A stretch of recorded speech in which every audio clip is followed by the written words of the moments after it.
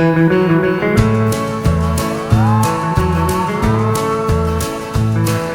the Dodge City yards of the Santa Fe stood a freight made up for the east, and the engineer with his oil and waste was grooming the great iron beast. While 10 cars back in the murky dusk, a boxcar door swung wide. A hobo lifted his pal aboard to start on his last long ride. The lantern swung and the freight pulled out, and the engine it gathered speed. The engineer pulled the throttle wide and he clucked to his fiery steed. While 10 cars back in the empty box, a hobo rolled uphill.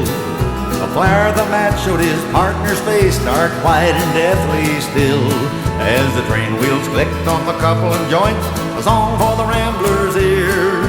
The hobo talked to the still white form, his pal for many a year. For a mighty long time we rambled, Jack, with the luck of men that roam, with the back door steps for a dining room and a boxcar for a home. We dodged the bulls on the eastern route and the cops on the Chesapeake, traveled the Leadville narrow gauge in the days of Cripple Creek. Then we drifted down through Sunny Cow on the rails of the old SP. And of all that you had, through good and bad, a half always belonged to me. You made me promise to you, Jack, if I lived and you cashed in, to take you back to that old churchyard and to bury you there with the kin.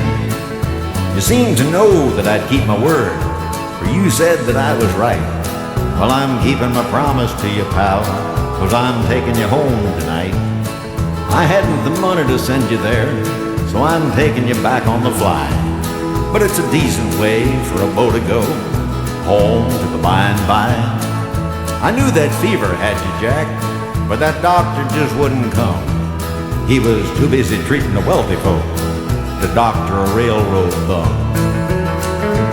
As the train rolled over its ribbons of steel straight through to the east it sped, and the engineer in his high cab seat kept his eye on the rails ahead. While 10 cars back in the empty box, a lonely hobo sighed for the days of old and his pal so cold who